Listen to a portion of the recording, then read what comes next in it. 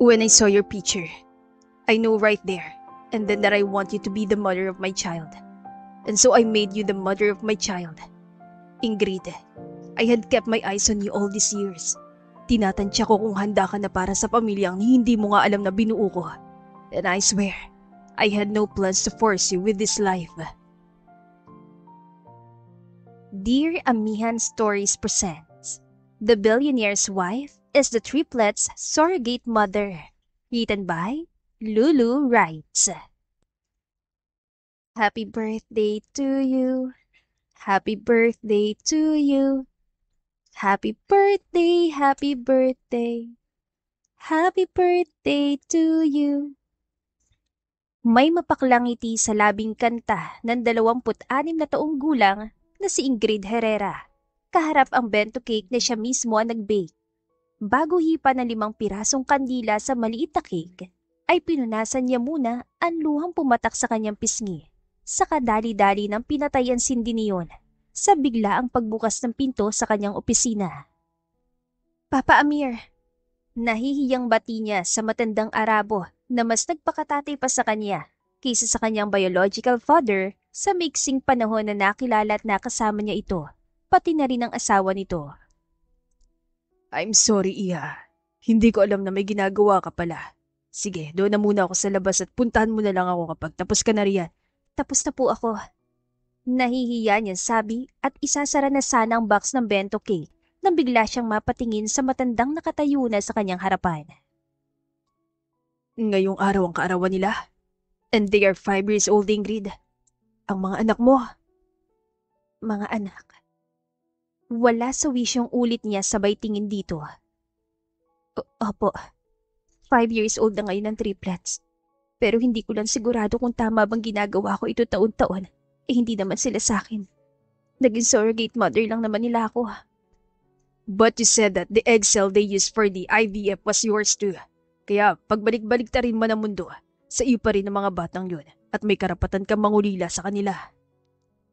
Alam ko naman po na sa mayaman silang pamilya napunta at tiyak na may maayos na buhay. Milya-milyang mas magandang buhay kaysa sa kaya kong ibigay. Pero minsan naiisip ko kung ano kaya ang buhay ko ngayon kung ginawa ko ang gusto kong gawin nung araw na yon. Kung itinakas ko sila. Oh, you poor thing. Bulalas nito sabay yakap at haplos sa kanyang likod. Simula noong mag 1-year-old sila hanggang ngayon, walang pali at parati mo sineselebrate ang birthday nila. No matter how hard you are on yourself, your mama Ceres and I think that you'd be a great mom one day. Saka malay mo, hindi ba? Maawa sa iyong universe at magising ka isang araw na kapiling mo ng mga batang yon. Imposible po. Bulong niya, saka pinagpatuloy ang pag-aalis ng kandila sa ibabaw ng bento cake at pagsara ng box kung saan yun nakalagay. Naniniwala ako na once in a while, kapag nakikita ng universe na masyadong nagdurusang isang tao, ay mas nagiging soft siya sa taong yun at pinagbibigyan nitong matupad misking isang hiling niyon. And in your case, I don't think you need to ask the universe to give you what you truly desire. Kasi sa tindi ng kagustuhan mong makasama ang mga anak mong inilayo sa iyo ng pagkakataon, ay rinig na rinig ka na ng universe. Pauna niya sabay hila sa kanyang swivel chair at naupo doon. May nakapagsabi na ba sa inyo? Pwedeng-pwede ka maging lolo Basyang. You have that something enchanted and magical in you that could make anyone believe in whatever you are saying. Miski ako.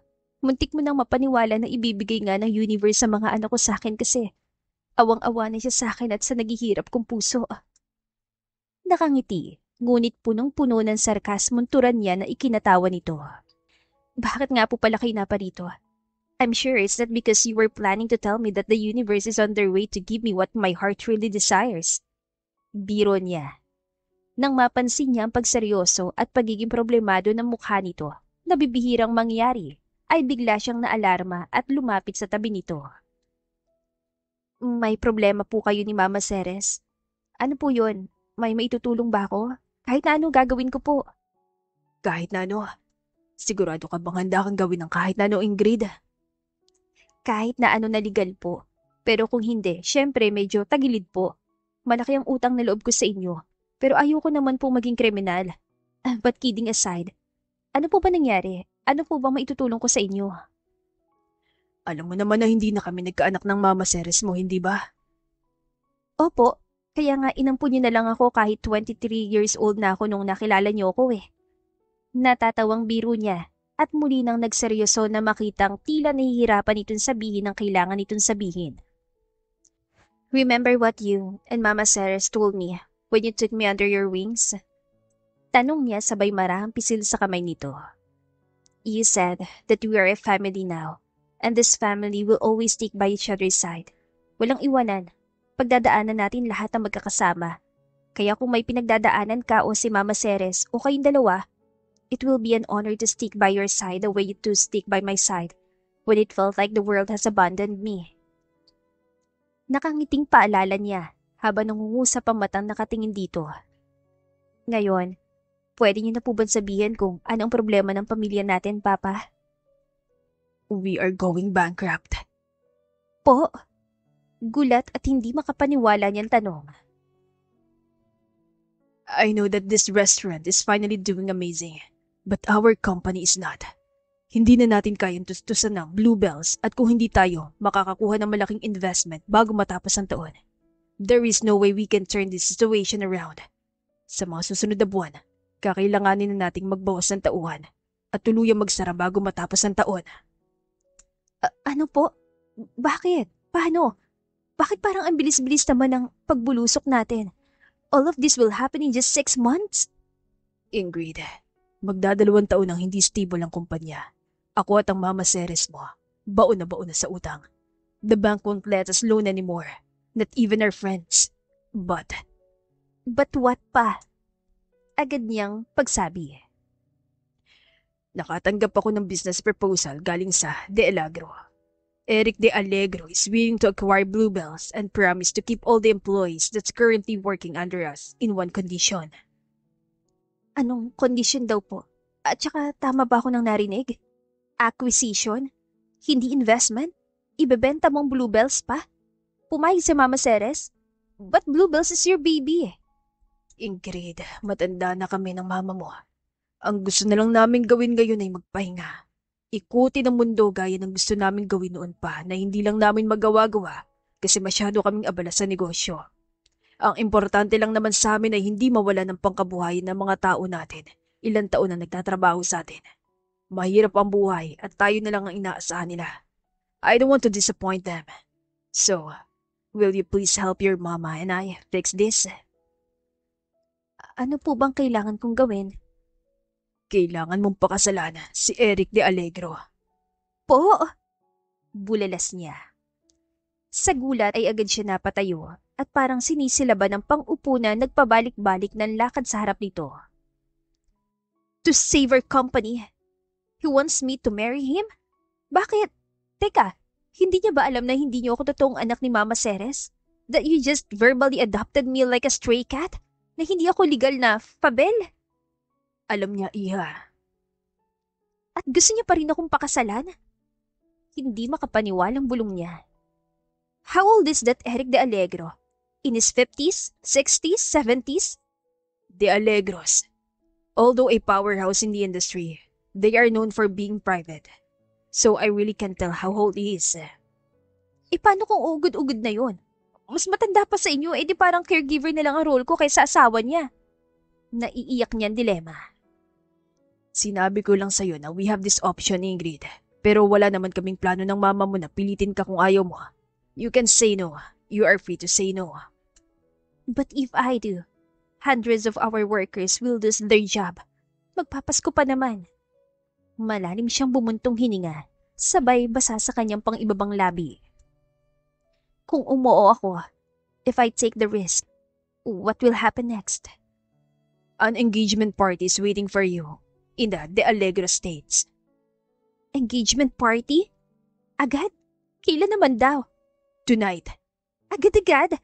Bakit parang masyado naman yata nagmamadali ang Eric De Allegro na yun? Ano ba yun siya? Nag-aagaw buhay na at makakatawid lang siya sa liwanag kapag ikinasal sa akin? Kaya masyado siya nagmamadali? Habang natataranta, ay narinig niyang paghalakhak ng ama-amahan, dahilan para matigil siya sa isang pwesto at seryosong mapatingin dito. If I say yes now, and I decide to change my mind when I see him, will you let me run away? Papa? Kami pa mismo ng mama Ceres mo magpapatapos sa'yo. Like I said, we are not forcing you, Ingrid. It will be a big help to everyone if you say yes. But we will make sure that no one would dare blame you if you say no. Then yes, Papa. For now, I will say yes to Eric de Alegro's marriage proposal para sa kumpanya at sa mga umaasa sa atin. Suot ang pinakamagandang dress na nasuot niya sa buong buhay niya. Ay narating niya rin sa wakas ang De Allegro Estates na 2 oras ang layo mula sa Metro Manila. Hindi naman iyon ang unang beses na makakapunta siya sa engagement party, pero iyon ang unang engagement party na napuntahan niyang walang katao-tao.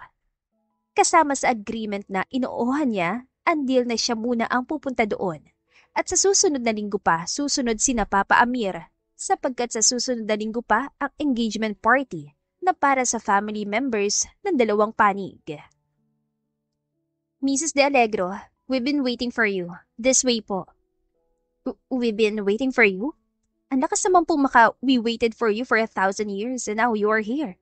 Maisasakripisyo ka na namin sa wakas ng opening line niyo. Bulong niya habang pasimpleng hinahatak pababa ang dress sa suot niya.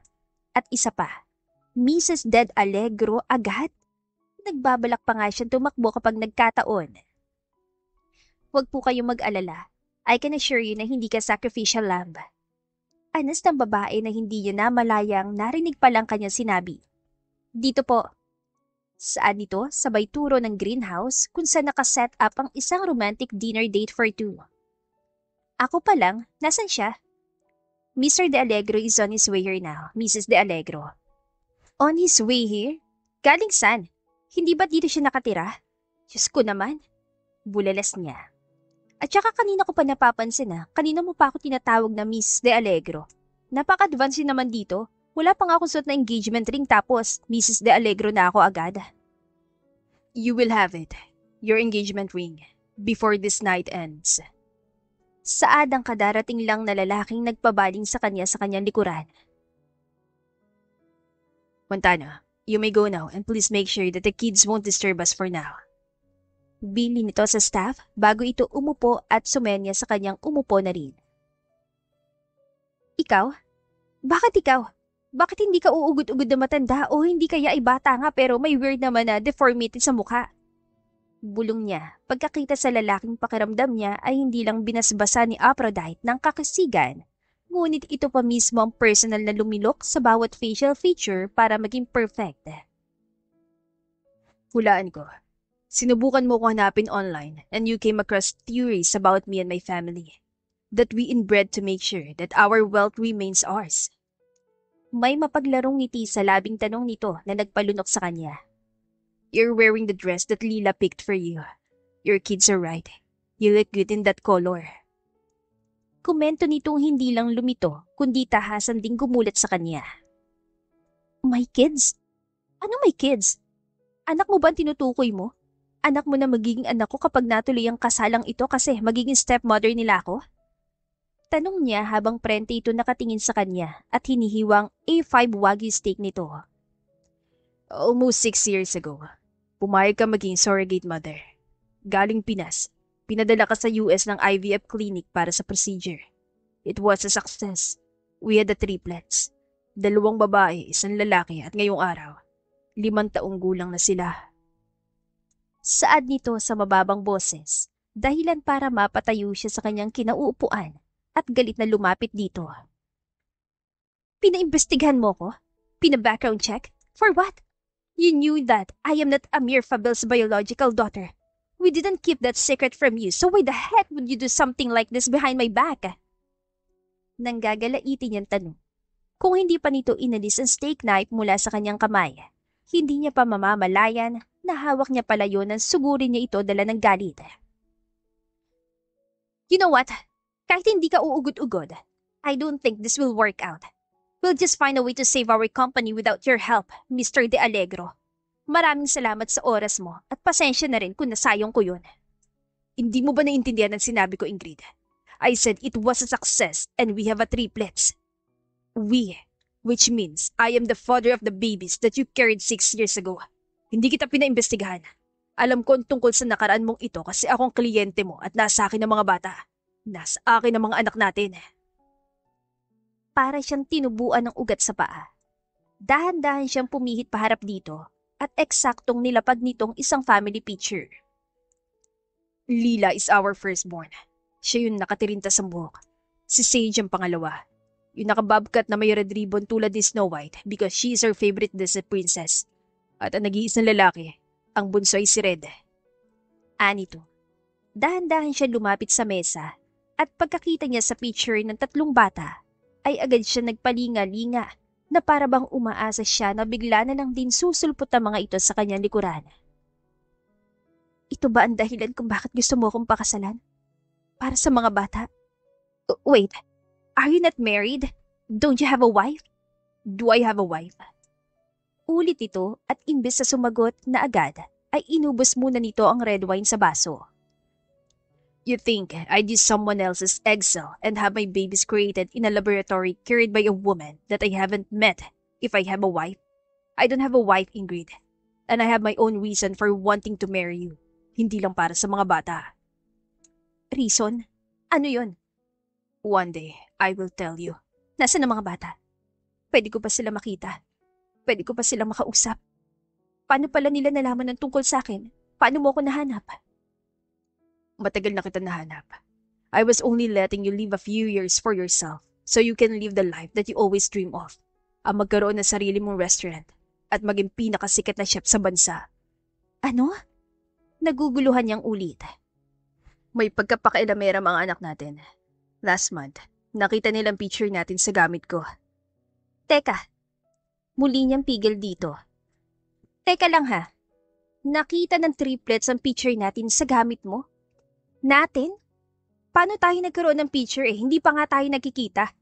Oo, ako nakita mo na sa picture kasi kasama ang picture ko sa information ko na sinend sa'yo na surrogacy clinic pero ikaw.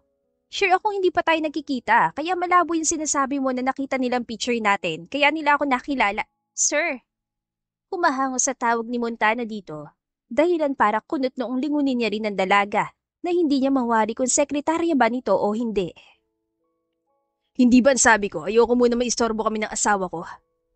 Hoy, makaasawa ka naman diyan. Hindi pa nga ako umuoo eh. Sapaw niya sa sinasabi nito dahilan para samaan siya ng tingin nito. Bakit? Totoo naman ah. Hindi ka pa umuoo pero alam kong oo ka rin naman kaya ganoon na rin naman yun. Asawa na rin kita. Magiging asawa pa lang sa papel. Hep hep! Shh! Mawalang galang na puso yung dalawa pero pwede bang mamaya nyo na lang ituloy ang pagdidiskusyunan nyo? Yung mga bata kasi sir, nawawala po ang mga bata. Wala sila sa kwarto nila, wala rin sa game room, wala sa study at wala rin sa pool. Pati garahe tinignan na namin pero wala rin po doon. Tapos galing na rin kami sa orchard pero wala po talaga silang 3 doon. Ano? Saan naman kayo nagpuntang 3 yun? Eric, tumawag na kaya tayo sa pulis. Sayaman mo to, siguradong may connection ka sa kahit na sinong opisyal, hindi ba? Magpatulong na tayo sa kanila bago pa mapahamak ang mga bata. Lila, Sage and Red, will you please come out now? Utos nito sa kalmadong boses. Saglit ito naghintay at nagpalinga-linga sa paligid. Ngunit nang walang batang lumabas mula sa kung saan ay muli ito nagsalita. Red, where are you and your sisters? I don't know. Wala po kami dito, Papa. Red! Sabay na sita ng 2 batang babae. Ilang saglit pa ay dahan-dahan lumabas mula sa bushes ng roses ang 3 bata na ang 2 doon ay kamukhang-kamukha niya. Noon niya pa ini-imagine na kapag nakita niya mga batang ipinagbuntis at kanyang iniluwal, ay agad niyang yayakapin ng mga ito at hahalikan. Ngunit ngayong nasa harapan na niya na ang 3, ay hindi niya mawari kung ano ang kanyang gagawin. Ikaw kasi! Bakit mo ba kasi sinabi na wala tayo dito nung nagtanong si Papa? Yan tuloy, nahuli tayo. Sorry na ate, nabigla ako eh. Hindi naman kasi ako sanay mag-lie. At saka kapag hindi ba tayo lumabas sa pinag-ahidan natin, baka paalisin ulit ni Papa si Mama bilang punishment sa atin kasi hindi tayo nakinig sa kanya. Nakangusong pagdadahilan ni Red na ikinangiti niya habang ang mga mata ay pilit na inaawat sa pagluha. Anong ginagawa niyong 3 dito? Hindi ba't may usapan tayo? na ako munang kakausap sa kanya at kapag ready na siyang harapin kayo, sa kanya kayo kikitain? Tanong ni Eric sa mas malumanay at kalmadong boses na pagkalayo-layo sa hilat siya na masungit itong mukha. Lila, why didn't you stop your siblings from sneaking in and breaking my rules? Paano niya kami mag-stop na mag-sneak in at mag-break ng rules? Idea niya po ito. Siya po nagsabi na magtago kami dito para… Sage! Ang daldal mo naman. Gusto mo ba na ako lang ang mag-punish? Nandidilat ang matang saway ni Lila sa mas nakababatang kapatid. Pagtikim ni Eric, ay agad na humarap dito ang panganay na si Lila. I will hear out your explanation, but for now, I need the three of you to go back inside and let me and your mama talk first. Baka po hindi pa ready si Mama. Agad na sabi nito, dahilan para makaramdam siya ng bigat sa kanyang puso. Tumingin sa kanya si Lila at labis na pagpipigil ang kinailangan niya upang hindi niya ito basta-bastang masugod para yakapin. Sabi mo po, ipapakilala mo siya sa amin tatlo kapag ready na siya. Paano po kung hindi pa rin siya ready? Okay lang naman po kung hindi pa siya ready kasi sabi mo po, marami pang gustong gawin ng mama namin. Hindi naman po namin siya pipigilan, Papa. Gusto na naming tatlo na makita siya kaya pumuslit po kami. Paliwanag nito na nagpakita sa kanya na matalinong bata ang kanyang panganay at sa hindi malaman dahilan ay mas mature na ito kaysa sa dalawa nitong kapatid. Isang tingin lang. Yun lang po yung gusto namin pero wala naman po kaming planong guluhin sa mama kung ayaw niya pang maging mama namin. Hindi yan totoo. Singit niya sa pag-uusap ni Lila at Eric. Mabilis niyang nilapitan ng panganay. Sabay iling dito at hawak sa pisngi nito. Gusto kong maging mama niyo. Sobrang gustong gusto ko kayong makapiling at makasama habang lumalaki kayo. Kaya nga minsan na sumagis sa isip kong tumakas para hindi kayo makuha sa akin noon. Pero kung ginawa ko yun, maghihirap kayo at ayoko maranasan yung naranasan ko. Mga anak. Galing kay Lila ay lumipat ang tingin niya kina Sage at Red na ramdam niyang gusto na rin siyang mayakap. Kaya agad niyang tinawag ang dalawa. When I somehow managed to have a better life, trust me, I tried to find you. Pero hindi ko alam kung saan ako magsisimula. Hindi ko kayo nakalimutan tatlo. Every year, every Christmas, and every day, I always think about you, and I'm ready for the three of you. Anya bago umiiyak na hinagkan ang tatlo na nagsiiyakan na rin sa kanyang bisig. Nang mapunta ang tingin niya sa ama ng mga bata, ay napilitan siyang kumalas at tumayo para makausap ito. Papa, narinig mo po ba yung sabi niya? Mama is ready na raw. Ibig sabihin po ba nito, hindi na siya aalis ngayon? Tanong ni Sage. Pwede po ba tayong magtabing lima? Doon po tayo sa kama mo kasi yun po yung biggest bed dito sa house eh. Sigurado ko nakasyang-kasya po tayo doon. Saan ni Red? Mama, payag ka? Pwede ba yun? Tabi tayong lahat. Red. Tawag ni Eric dito. Dahilan para matigil ang bunso sa pagsasalita. Sumama na muna kayong tatlo kay Montano. Your mom and I need a few minutes. Few minutes? Ilang minutes po? Tanong ni Sage. Napakiramdam niya ay may plano pang mag-set ng timer. Mabilis lang to. Please, kids. Pakiusap ni Eric. Kaya kahit parang ayaw pa ng tatlo na iwan siya, ay napilitan ng sumama kay Montano. I want them. I want this. Whatever this is. Gusto ko sila, Eric. Gusto kong magpakanani sa kanila. Matagal ko ng pangarap na magpakanani sa kanila. Kaya parang awa mo na hayaan mo ko. Pagsusumamo niya. Imbis na siya lumuhod, laking gulat niya nang ito ang lumuhod sa harap niya, sabay labas sa maliit na bags. This will seal the deal. Marrying me will get you this life. A life with them. A life with us. Sabi nito. Ang gusto niya lang ay makasama ang mga batang sinugal niya ang buhay niya mailuwalang. Kaya hindi na mahalaga sa kanya kung ano ang dahilan ni Eric sa pag-aalok ng kasal at basta na lang niya iyon tinanggap. Sapagkat tulad nga ng sinabi nito, ay tiyak niyang darating ang araw na malalaman niya rin kung bakit. Tulad ng gusto niyang kanyang bunso, ay tinabihan niya mga ito sa pagtulog ng gabing yun. Red, inaantok niya pang bulong ng imbes ng malambot na tiyan ng kanyang bunso na nagpapakamot sa kanya bago siya makatulog ay matigas at mainit-init na kung ano ng kanyang nakapa nang bigla siyang maalimpungatan. Manyak! Manyak! Naeeskandalong sigaw niya at hindi sinasadya na sapak ang lalaki pagbangon. What the hell is wrong with you? Ingrid, ang aga-aga. Kumakasigaw ka para tayong nasa farm. Nasaan ang mga bata? At bakit nasa abs mo ang kamay ko? Bakit ikaw nang hinahaplos ko? Nasaan si Red? Pinagampas at sinapak mo ko dahil nagising ka nakahawak sa abs ko. Ikaw na nga nakahawak sa abs ko. Ako pang tinawag mong manyak at sinapak. Kasi! Nauutal niyang paliwanag. Di sige, hampasin mo rin ako para quits tayo. Mukha ba ako nananakit ang babae ha? Paano tayo magiging quits? I think I know a way to get even. Sabi na nga ba manyak ka talaga. Manyak! Ayoko na last na to. Hindi na ako papayag na iisang kama tayo matutulog na 5 mamayang gabi. Baka mamaya, gapangin mo rin ako para makaganti ka sa panggagapang mo sa akin. Sansala nito, suot ang nanunuksong kurba sa labi. Mama, Papa, okay lang po ba kayo? Bakit sumisigaw si Mama? Tanong ni Sage. Kahit na siyang mas malaki ay dali-dali siya nagtago sa likuran nito habang nakaturo siya kay Eric. Love niyo kung 3, di ba? Anong klaseng tanong po ba yan, Mama? Siyempre naman po. Ani Sage. Kung talagang love niyo ako, pwede bang huwag niyo na ulit akong iiwan kasama ang papa niyo sa iisang kama? Kapag nagising na kayo ni Nalila at Red, gisingin niyo na rin ako. Mama, yun nga pong ginawa namin kanina pero ayaw niyo pong magpagising kasi sarap na sarap kayo sa yakap ni Papa kaya hindi ka na po namin ginising.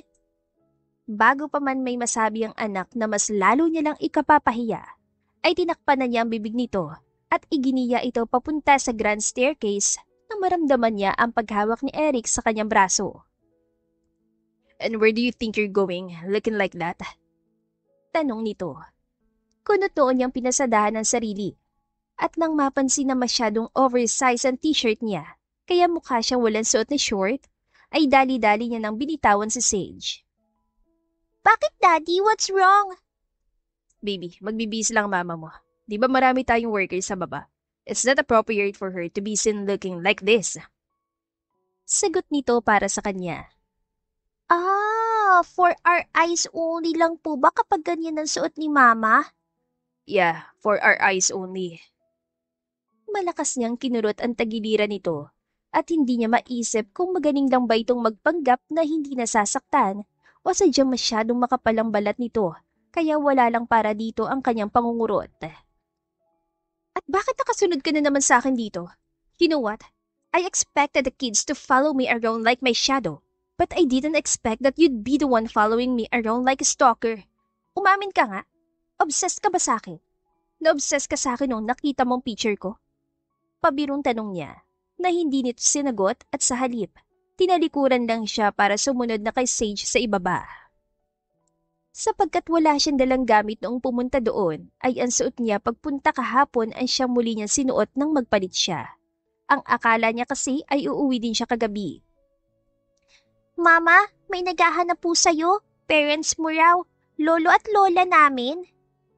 Tanong ni Lila pagbaba niya. Na makita niya na sina Amir at Ceres, ang parents na tinutukoy ng anak niya, ay agad na natigil ang pagkabog ng kanyang dibdib. Ma, pa, ano pong ginagawa niyo dito? Hindi ba't next week pa dapat ang punta niyo dito? Tanong niya pagkahalik sa magulang. Ang papa mo hindi mapalagay. Akala namin may kung ano nang nangyari sa'yo kasi hindi naman makontak ang phone mo. Kaya bumiyahe na kami para i-check kung nandito ka ba. At nandito ka nga. Ate, ang ganda at pogi ng mama at papa ni Mama, no? Pero bakit ganun? Hindi niya kamukha. Bulong na tanong ni Red na pumukaw sa atensyon ng mag-asawa. Who are these kids? Anak ni Eric? Tanong ng kanyang mama Ceres na agad niyang tinanguan. Anak po namin ni Eric. Pag-amin niya. Oh, so you said yes to the proposal? Magpapakasal ka talaga sa kanya? You'll be the cutest stepmom? Ma, anak ko po sila. Alam niyo po na minsan na ako naging surrogate para sa isang bilyonaryo, di ba? Sila ang mga batang yon. Ang triplets. Silang anak mo. Hindi makapaniwalang tanong ng kanyang Papa Amir. I don't know how it happened, pero mukhang tama nga po kayo. Minsan, naaawa ang universe sa isang tao at mukhang naawa na siya sa akin. Finally, kasi binigay niya na sa akin ang matagal ko nang hinihiling. Matagal na po kaming hinihiling ni Mama. Lila, what did I tell you? Tanong ni Eric na nagpanguso sa kanilang panganay. Huwag pong makikisabat sa usapan ng may usapan, lalo na sa usapan ng mga matatanda. Pero Papa, na-excite lang naman ako eh. Kaya just this time, pwede po bang sumingit? Hirit nito sabay wagwag sa kanyang braso. Totoo po bang sinasabi ng lolo ko, Ma? Hindi lang kami ni Nasidyang humihiling na sana makasama ka na namin. Ikaw din. Oo, Lila. Tugon ng kanyang Papa Amir. Lahat yata ng wishing well, star at birthday candle na hinipan ng mama mo ay pinagwishan niya na sana ay makasama na niya kayo. Mahal na mahal niya po talaga kami, Lolo. Sobra pa sa sobra. Saad ni Mama Ceres. Nang dumugi ng 3 bata ang 2 matanda, ay marahan siyang hinawakan ni Eric sa braso, saka hinila papunta sa isang sulok. You look pale. Are you sick? Are you not feeling well? Gusto mo bang magpatawag ako ng doktor? Umiling siya dito. Hindi na kailangan. Kinabahan lang ako. Akala ko kasi kung sinong parents kong pumunta dito eh. Sina Papa Amir lang pala. Sinong parents? Akala mo biological parents mo dumating dito? Why? Are you not in good terms with them? Tanong nito nang nginitian niya lang ngunit hindi na sinagot pa. Nang makapag-settle na rin ang kanyang Papa Amir at Mama Ceres sa mansyon ni Eric, ay ang mga itumunan tumingin sa triplets habang siya'y dinala ni Eric sa bayan upang mamili ng gamit habang hindi pa naihahatid ang gamit niya galing Manila. Sure kang ayos lang naman sa'yo na dito muna sina Mama, di ba? Oo, bakit naman hindi? Malawak ang mansyon, Ingrid. Isa pa, gustong-gusto sila ng mga bata. Your parents can stay there for as long as they want. Kahit pagkatapos ng engagement party, pwedeng dito pa rin sila. If they want, we can just call our lawyers here para hindi na natin kailangang bumiyahe ng Manila para sa legalities ng acquisition. Sasabihan ko sina Mama. Tapos, saka ko sasabihan ng desisyon nila. Ikaw nga pala, nasaan ang parents mo? Overseas? Makakauwi ba sila sa engagement party natin o sa kasal? Alam ba nilang ikakasal ka sa dati mong surrogate? Sinecheck mo ba kung meron kang terror-in-laws? Namamangha nitong tanong na kanyang pinagkibitang balikat. Maybe? Well, you'd be happy to hear na wala. I was just 15 when my parents passed away. Si Mama nauna, car accident. At siguro masyadong mahal na mahal ni Papa si Mama kasi ilang oras bago siya ilibing. Sumunod si Papa, heart attack. Oh, I'm sorry. Kapatid, meron ka bang mga kapatid? Patuloy niyang pang-uusisa na inilingan nito. Only child ako at ganoon din ang mga magulang ko. My grandpa passed away last year, kaya bukod sa triplets, wala na akong pamilya. Technically, I still do have some distant relative, but I don't really mingle with them. Sagot nito. What's with the long face? Don't tell me you are sad for me. Hindi. Hindi naman sa kinawaan kita. Ano lang, nagulat lang ako na halos parehong-pareho pala tayo. Gusto mo rin ng malaking pamilya? Taray, napaka-smooth na shift mo sa usapan natin ha. What? Tumatawang sabi nito. I'm just asking. Ako kasi, yun ang gusto ko. I want a big family. Pag-share nito dahilan para muli siya mapabaling dito. Pero meron ka ng malaking pamilya, may 3 na tayong anak. Anya, nang makaramdam siya ng hiya at biglang pag-init ng kanyang pisngi, ay muli siya nag-iwas ng tingin. Yeah, I now have a big family. Meron na akong 3 anak, asawa at 2 in-laws. Finally, I don't feel that alone anymore. Thanks to you. Sa akin? Matagal nang nasa yung 3, hindi ba? Technically, matagal ka nang hindi alone. Still, it's all thanks to you. Kung hindi dahil sa'yo, wala akong Lila, Sage at Red sa buhay ko. Mahina siya natawa. At nang may pagtatanong siyang tignan nito, ay agad na siyang umiling. Pwede na ba yan sa'yo? Tanong nito pagbaba nila sa tapat ng pwestong may tindang iba't ibang pambahay. Kung gusto mo, total nasa bahay naman si Montano at ang parents mo. Pwede tayo mag-Manila para kunin ang mga gamit mo. Okay na to. Mukha lang akong high maintenance kasi nabihisa na ako ni Mama Ceres. Pero hindi naman talaga ako maarte. Okay na nga sa akin kahit ukay lang eh. Anya sabay abot ng ilang pares ng pambahay na napili. 250 pong isang terno. Bali 1,000 na lang po lahat kasama itong Natasha na panty at bra, ma'am.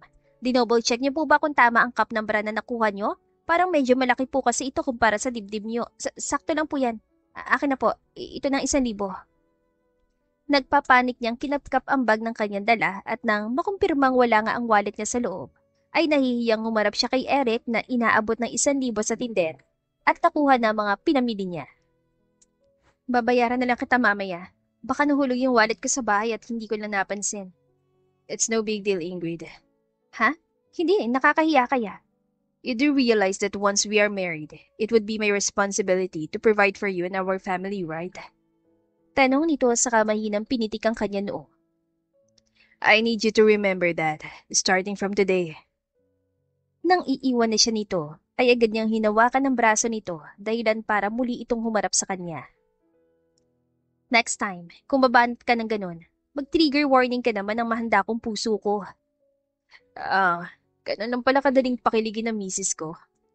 Anito, sa ikalawang pagkakataon ay muling kumalembang ang puso niya dahilan para mag-walk out niya ito. Eric! Tawag ng matandang babae na agad itong nilingon. Si Manaleng, siya dati naming mayordoma kaso matanda na kasi siya at marami nang iniinda. Kaya nag-retire na last year. Kilala niya mga anak natin at kilala ka rin niya. Kilala niya ako? Bakit? Paanong kilala niya ako? Nalilito niyang tanong na hindi nito sinagot at sa halip ay hinila siya nito palapit sa dating mayordoma. Iho, siya na ba ito? Ang nanay ng triplets? Yung babaeng sabi mong aasawahin mo? Manang, nasabi ko na po ba sa iyo na malakas ang kutob kung sa iyo naman ng mga batang kadaldala nila? Tanong ni Eric dito habang pilit na iniiwasan na mata niya. Ay, bakit hindi ko ba dapat sinabi yon? Tumango na lang si Eric sa matanda. Ay, pasensya na, hindi ko alam na hindi niya pa alam. Po, sabad na niya. Wala iya. Isang araw maiintindihan mo rin ko anong sinasabi ko. Makuhulugan itong sabi. Engaged na kayo? Kailan ang kasal? As soon as possible po, Manang. Gusto ko ng ingrandeng kasal para sa bride ko, kaya kahit na gusto ko siyang pakasalan next week. Sa susunod na buwan pang feasible na date para sa klase ng kasalan na gusto kong mangyari. Ganon? O siya, padalhan mo na lang ako ng imbitasyon at kung kailangan mo ng tulong ko sa kahit na ano, sabihan mo lang ako. Anang ginang sa lalaki. Pagharap ni Eric sa kanya ay may pagmamadali niya itong hinila pabalik na sasakyan. Ang seryoso niyang mukha ay mas lalo pang sumeryoso pagkaraan ng ilang segundo at hindi pa rin ito agad na nagpaliwanag. Buong akala ko, isa ako sa mga pinakapasensyosang tao sa mundo pero hindi pala. Ang dami ko naririnig na lumilito sa akin kaya pwede ba? Ipaliwanag mo na ng maayos.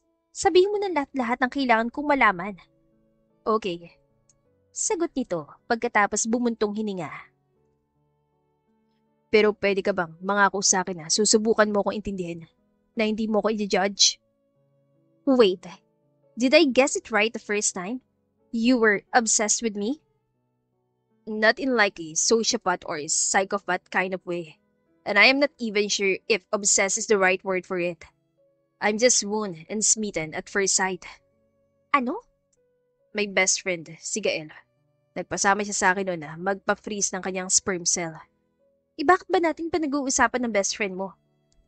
Kasi siya ang dahilan kung bakit ako napadpad sa klinik na yun. Wala naman talaga akong plano na magpamilya, Ingrid. Until I accidentally saw your picture. At napagdesisyonan mo na imbis na kilalanin ako at ligawan ako kasi gusto mo ko, like any other normal human being, kinuha mo kong surrogate mother? Yeah, and I don't know why I opted for such option. Actually, alam ko pala. But again, Can you not freak out?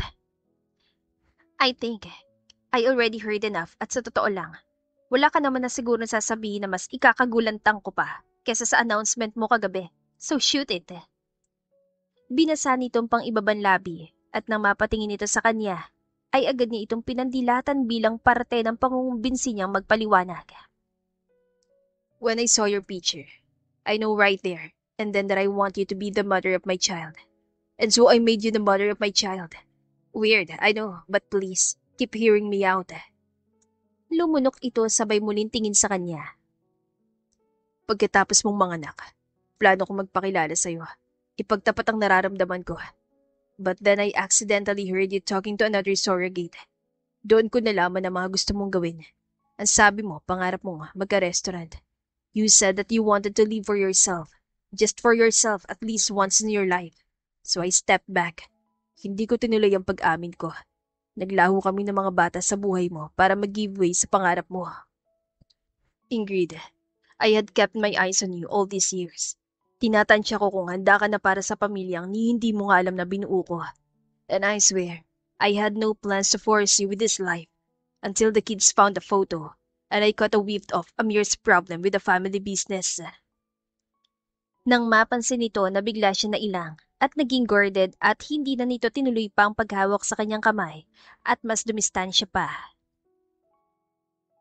Nakita mo kung paano mag-isip ang mga bata. They will eventually find out who you are at kapag nalaman nila kung sino ka, pipilitin ka nilang kilalanin kaya hindi ko na pinahirapan ng mga bata at ginawa ko, Ingrid. Gusto ko munang umuwi. Sa Manila. Kabado at takot nitong tanong na kanyang inilingan. Sa bahay mo. Hindi ko iiwan ang mga anak ko. But I need to process everything that I found out and the wedding. I understand if you want to hold it for now. Itutuloy ko pa rin ang pag-acquire sa Bluebells at gagawin ko pa rin ang lahat ng napagkasunduan. But can you at least try to get to know me? Let me prove to you that my feeling for years is not an obsession. It's something more, something sacred. Hindi siya umimik. Hindi dahil sa ayaw niya itong kausapin, kundi dahil hindi niya alam kung ano bang isasagot dito. Alam ni Eric sa sarili niya na hindi siya masamang tao. Gwapo siya at maraming pera. Bukod doon ay sure din siya na meron siyang mataas na emotional intelligence, kaya kumpiyansa siyang walang babae ang makakahindi sa kanya. Hanggang sa dumating si Ingrid. Ito ang kaisa-isang babae na nakayang tumanggi sa kanya, bagay na kanyang ikinagulat. Pero naniniwala siyang love is patient, and if he keeps being patient, soft, and gentle with her, one day, she will find herself walking towards him. Ang kaso lang, ay 4 na buwan na lumipas simula nang malaman ni Ingrid ang katotohanan at miski kakaunting progress sa kanilang relasyon ay wala siya nakikita. Should I just tell her to reject me para makapag-move on na ako? Tanong niya sa matalik na kaibigan ni si Gael. Eric, i-close mo na lang ang bibig mo at grabing amoy ng alak sa hininga mo. Komento nito habang pasuray-suray ang lakad nila papunta sa front door ng kanyang mansyon. You know what? I am telling her that. I am telling her to reject me because I can't keep on living like this. Pakiramdam ko, stray dog ako na uhaw sa pagmamahal. Lasing ka lang. You are just drunk and sad, kaya nasasabi mo mga nasasabi mong yan. Pero kapag nahimasmasan ka na, parang asong maghihintay ka na naman kay Ingrid. Isa pa, kung nakaya mo nga siyang hintayin ng 6 na taon, ano pa kaya ngayon? Eric, the two of you are literally living under one roof. Hindi mo lang napapansin, pero sure akong napapalambot mo na yon. Mabait ka naman at sweet din naman. Nang takpan niya ang bibig nito, ay dali-dali siya nitong itinulak dahilan para bumangga siya sa pinto at mamalipit sa sakit. Sasabihin ko na lang sa kanya na i-reject ako, and then we will co-parents. Bakit? Ayaw mo na ba talaga sa kanya? Sawa ka na maghintay? Tanong nito na saglit niyang tinawanan. Ayoko na siya mahirapan. I don't want to burden her with my love. Marami na siyang dinadala. Ayoko nang pati ito problemahin niya pa. I will set her free and I will fix my own heart. Kaya ko naman to. Malaki na ako Sana kayanin ko. Eric, ano bang ginagawa mo dyan? Nang makita at marinig niya ang babaeng pinakamamahal, pakiramdam niya ay tumigil ang kanyang mundo sa pag-ikot. Eric, naiintindihan mo ba ako? Lasing na lasing ka. Ano bang pinagagagawa mo ha? Nothing. I just need to be drunk. So drunk when I tell you this kasi hindi ko kakayaning sabihin sa'yo ang mga salitang ito nang hindi ako lasing. Sabi niya. Nang mapansin niyang sinisipat nito si Gael, ay nakaramdam siya ng selos at agad na hinawakan ng pisngi nito at pilit itong pinatingin sa kanya. I'm setting you free. I love you so much that I would rather see you away from me than be with me. But sad and miserable. Kaya kahit masakit, kahit ikaw ang gustong-gusto ko, payag na akong hindi tayo. Anya, bago siya tuluyan nakatulog, dala ng kanyang kalasingan. Red, Sage, tama na yan. Huwag yung talon-talunan ng higaan at baka lalong mahilo at masuka ang papa niyo. Tigilan niyo muna yan. Sa kabilang banda ay sita ni Ingrid sa mga anak na maabutan niya mga ito sa kama pagpasok sa kwarto ni Eric. Mama?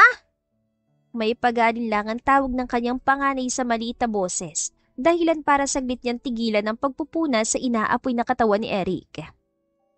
Yes, Lila, ano yon? Do you want to help me? Gusto mo ba na ikaw na magpuna sa papa mo? Totoo po bang hindi natuloy ang kasal niyo ni Papa? Ha? Kunot noong tanong niya sabay lapit dito at hinila ito papunta sa two-seater na sofa. Sino nagsabing hindi? Saan mo narinig? Kay Papa. Narinig ko siya kagabi pagdating niya kasama si Tito Gael na pinapalaya ka na raw po niya. Di ba po ganun ang ibig sabihin nun? Hindi na po tayo titirang 5 sa isang house. Lila, hindi. Titira pa rin tayong lahat sa iisang house. Eh bakit sabi po ni Papa? May kailangan lang kami linawin ng Papa mo sa isa't isa. Just a minor misunderstanding. Pero hindi kami maghihiwalay at matutuloy ang kasal, okay? Pwede bang huwag mo nang isipin ang bagay na to? Bakit po? Kasi po, you're still a baby. Hindi mo dapat pinoproblema ang problema naming mga matatanda. I want you to be a child, just like Sage and Red. Pero Mama, I'm doing this for our family po. Alam ko, baby. You're just trying to protect our family. Pero this isn't something that you should deal with. Kami mga adult dapat ang pumoprotekta sa pamilya natin. Hindi ito sumagot at napatingin na lang sa kanya nang halikan niya ang pisngi nito. May tiwala ka ba kay Mama? Tanong niya at bagaman na tagalan itong sumagot, ay tumango pa rin ito sa kanya kalaunan. Akong bahala, okay? Aayusin ko to. Aayusin namin ito ng Papa mo. Why don't you go ahead and follow your sister? Your Lolo Amir and Lala Ceres will be here any minute now. Kayo munang bahala sa kanila kasi babantayan kong Papa niyo. Utos niya na agad naman itong sinunod. Maghapon niyang binantayan at inalagaan si Eric na hindi niya sure kung dala ba ng kalasingan kaya nilagnat. Dala ng pagod, hindi niya namalaya na nakatulog na siya at naalimpungatan na lang siya na maramdaman niyang may humahawi sa kanyang buhok. Salamat sa Diyos at wala ka ng lagnat.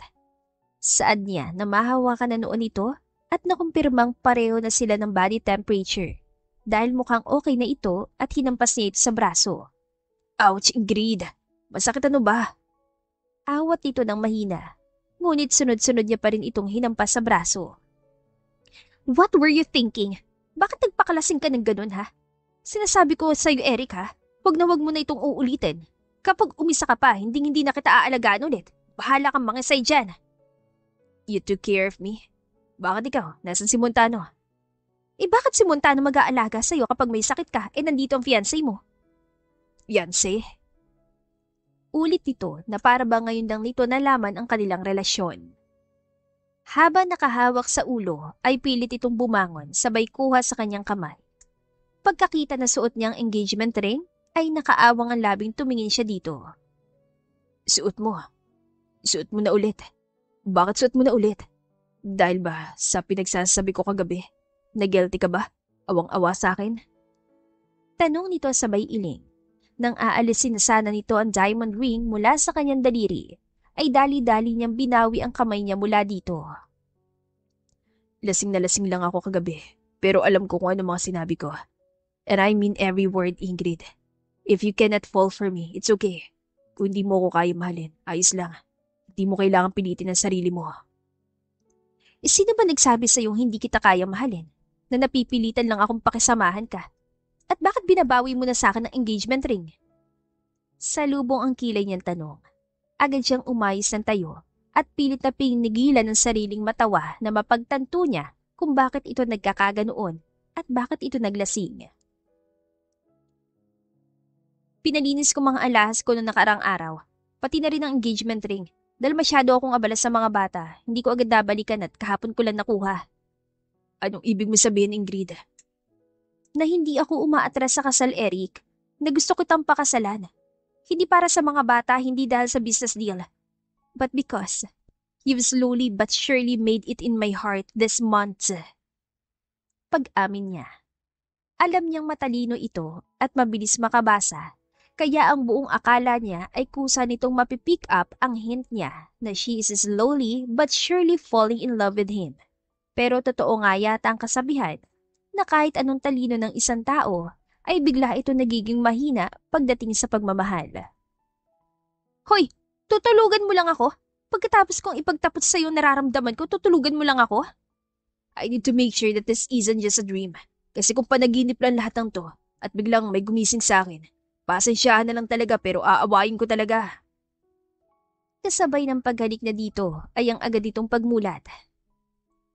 Sapat na patunay na ba yan para maniwala kang hindi pa naginip ang lahat ng to? Tanong niya. Bigla itong umupo at muli siyang natempt na halikan ito nang gahibla na lang ang layo na mukha niya sa mukha nito. Sinabi ko naman sa iyo nakaraan, di ba? I just need time. And I gave you that. Bulong nito na kanyang tinanguan. Oo, Eric. Ginawa mo nga. You were patient and understanding of me. Sa araw-araw na ginawa ng Diyos, patuloy mong pinatunayan sa akin ang sarili mo. You were right. You might have opted for stupid choices. We have started on the wrong foot. But you did prove to me that what you are feeling for me isn't obsession. It's love. It is something sacred. Napatunayan mo yun kagabi. Kagabi? Paano ko napatunayan? When you were willing to sacrifice for my happiness. Nung handa kang bumitiw kung ang kapalit niyo ay kaligayahan ko.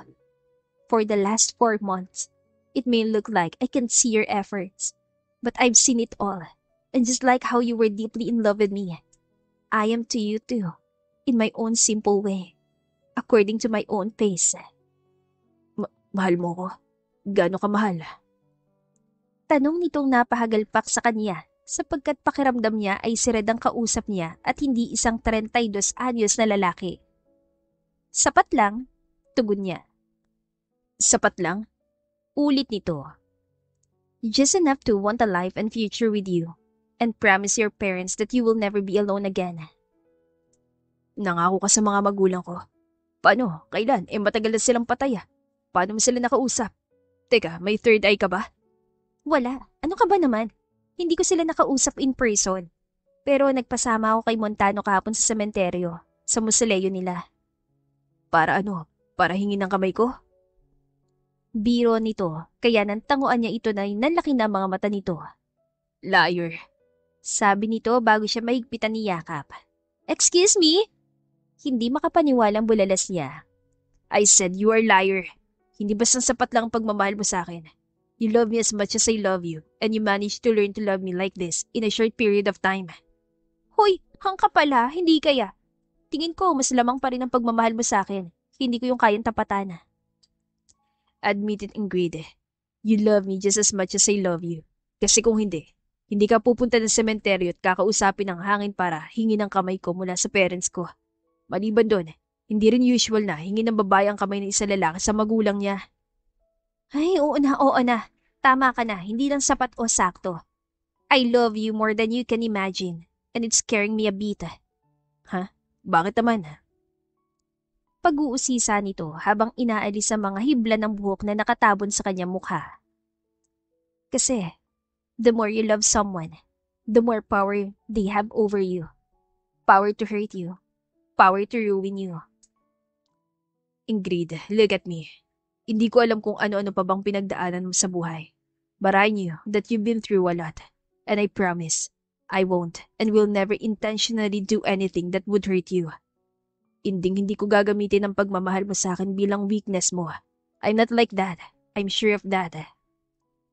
Alam ko, Eric, alam ko. Bulong niya bago muling yumakap dito habang ang kamay ay maingat na humahaplos sa likuran nito. May isang tanong pa pala ako. Sabi nito at nang tangkain niyang kumalas mula sa higpit ng kanilang pagyayakapan, ay mas lalong humigpit ang braso nito na kapulupot sa kanya. Eric, akala ko ba may itatanong ka sa akin? Meron nga, pero hindi mo naman kailangang umalis sa pagkakayakap ko para marinig ang tanong ko, hindi ba? Oo na, ano ba yun? Can we get married now? Like, before this weekends?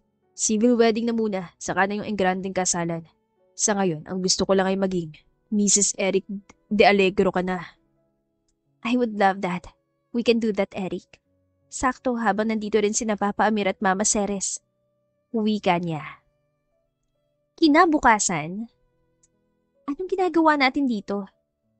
Tanong ni Ingrid kay Eric paghinto ng van matapos ang ilang oras silang biyahe. Agad niyang sinipat ang triplets pati na rin ang kanyang mga magulang na nasa passenger seat. Ngunit hindi na niya ginising pa ang mga ito at sa halip ay dali-dali niyang sinundan ng kabababalang na si Eric.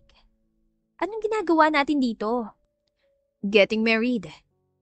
Maiksing sagot nito, suot ang ngiti na nagpalabas sa malalim nitong dimple. Akala ko ba civil wedding lang muna?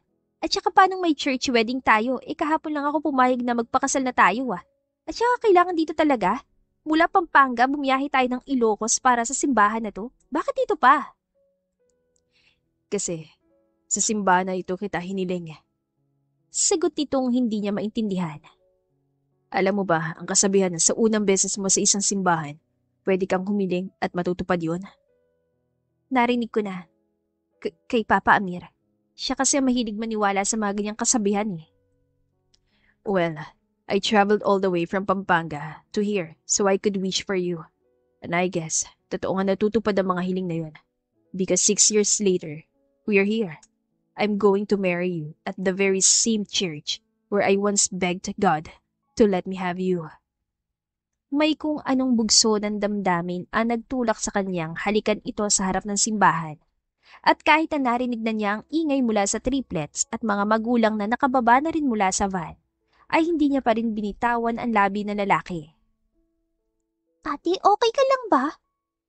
Tanong ni Sage sa kapatid habang hinihintay nilang bumukas ang double door ng simbahan. Gawa ng narinig ay agad niyang binitawan ng kamay ni Red para asikasuhin ang umiiyak na panganay. Mama, bakit umiyak si ate? Tanong ni Red.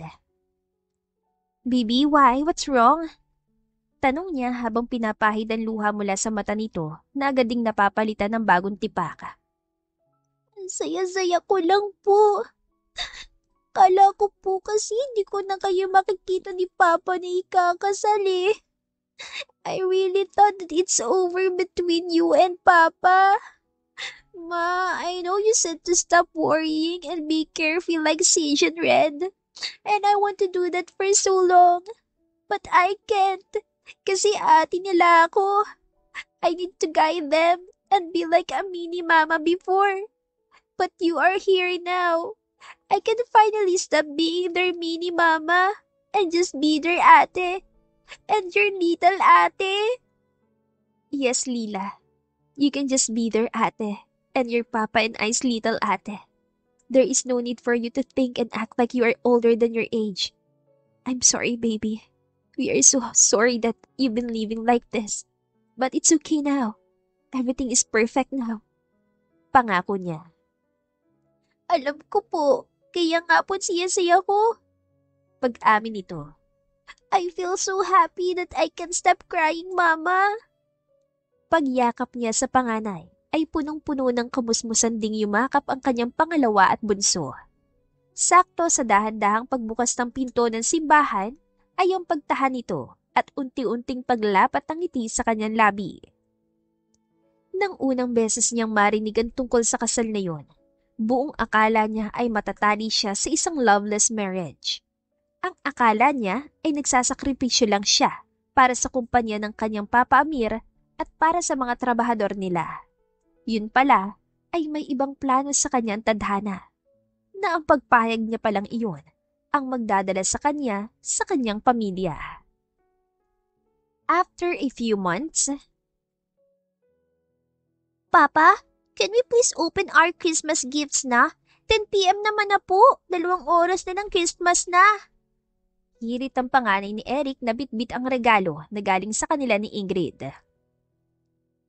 Pagkatapos ng Noche Buena, saka natin bubuksan ng mga regalo. Sagot niya kay Lila. Paano po kung silip, Papa? Tanong ni Red sabay alog ng Christmas gift na dala. Pagbuntong hininga niya ay umalakhak na tumabi ang tatlo para ibalik ang mga regalo sa ilalim ng Christmas tree. Ang kulit-kulit ni Lila. Dati si Red Sage lang ang promotor ng kaguluhan at kaingayan dito. Ngayon kasama na siya, but at least. She is now acting her age? Tanong ng asawa niya na kanyang tinanguan bago ito niyakap at hinalikan. Yun ang regalo ko sa'yo. Biro niya dito, dahilan para malakas itong tumawa. Yung regalo ko, mamaya ko ibibigay sa'yo pagsapit ng 12 a.m. para saktong Pasko. Bulong nito bago kumala sa kanya para bumalik sa pag-aasikaso sa kusina. May kutob na siya sa maaaring regalo nito pero hindi na niya tinangkapang manghingi ng clue sa takot na masira ang sorpresa ng asawa. Habang abala sina Ingrid at ang kanyang mother-in-law sa final touches na kailangan para sa papalapit na Noche Buena, ay ang kanyang father-in-law naman ang kanyang kabanding sa porch at pinagsasaluhan ng alak na pasalubong nito galing sa Spain. Ang bilis talaga ng panahon, no? Tanong nito dahilan para itigil niya ang pagtagay. Dati, nakikita ko lang si Ingrid ipinagdarasal ng pinagdarasal na sana'y makilala niya mga anak niyo, kahit isang beses. Tapos ngayon, kasal na kayo and we are celebrating Christmas together. Tito? Tito? Papa, iho. Papang itawag mo sa akin, ano ka ba? Ilang beses ko na ito sinabi sa'yo, hindi ba? Na Papa ang gusto kong itawag mo sa akin. Papa, hindi ko pa pala po kayo napapasalamatan na maayos. Saglit nitong inubos ang alak sa crystal glass na hawak saka bumaling sa kanya. Pinasasalamatan? Para saan? Ano bang dapat mong ipagpasalamat sa akin? Sa inyo po ni Mama Ceres. Salamat sa pagkalinga at pagmamahal niyo kay Ingrid. Salamat at kayo naging kakampit karamay niya nung mga panahong wala pa ako. Yun lang ba? Ano ka ba? Wala yun. Ingrid brought colors to our lives, just like how she brought colors to yours. Kaya hindi ko nga maintindihan kung paano siya nagawang abusuhin ng gano'n ng mga magulang niya. Teka, alam mo tungkol dito, hindi ba? Kung bakit siya lumayas? Kung paano siya napadpad sa kalsada at kung bakit siya napunta sa surrogacy clinic na yon? Opo, nabanggitan niya po sa akin. To tell you, nung hiningi mo ang kamay niya kapalit ng pagsalba sa kumpanya ko, maniwala ka man o hindi, parang hindi ako makahinga. That girl had been through a lot and I want to make sure that she ends up with someone who will treasure her.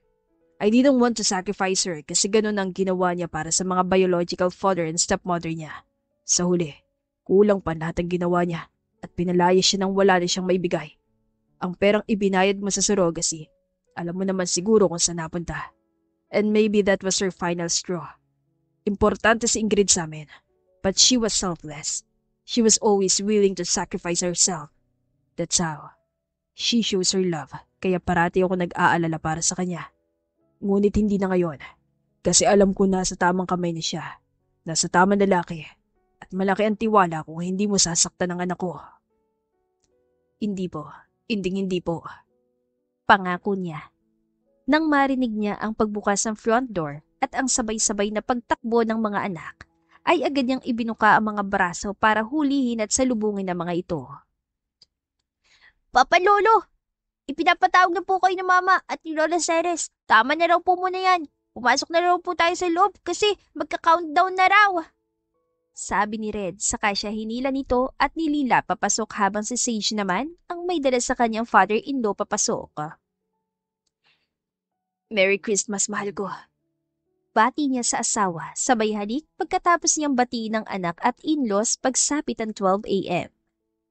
Maligayang Pasko rin, mahal ko. Bati nito pabalik. At dahil 12 a.m. na, ibibigay ko na sa yung Christmas gift ko pero pumikit ka muna. Utos nito na buong puso niya sinunod. Kinuha nito ang kanyang kamay saka nilagay ang maliit at pahabang bagay na hindi niya malaman kung ano hanggang sa imulat niya ang kanyang mata at nakitang pregnancy test iyon at tama nga siya ng hula. Madadagdagan na naman ang pamilya natin. Palaki na talaga ng palaki ang malaking pamilya natin, Eric. Saad nito na agad niya niyakap at hinalikan bago siya tumikim para kunin ng atensyon ng buong pamilya. May surprise ang mama niyo sa atin. Patil niyang panimula dahilan para isa-isang ibato ng mga bata ang hula ng mga ito. Surprise? Ano po yun? Magbubukas na rin si mama ng bluebells dito? Tanong ni Red na pakiramdam niya ay siyang susunod sa yapak ni Ingrid.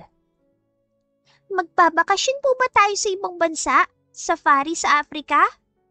Hula ni Sage na kanyang inilingan. Ha? Hindi rin?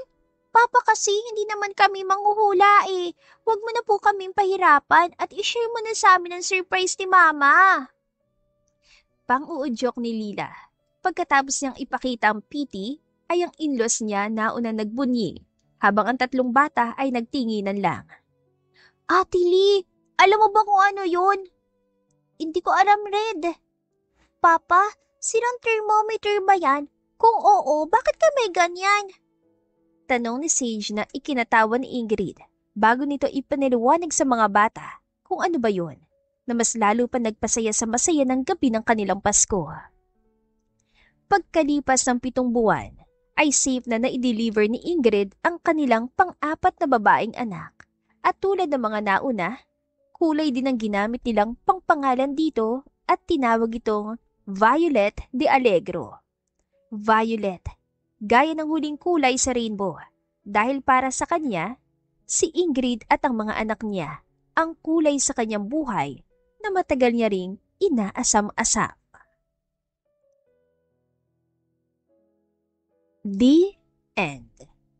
At dito na po nagtatapos ang ating kwentong pag-ibig. Maraming salamat po sa pakikinig. To God be the highest glory. Hanggang sa muli. Paalam!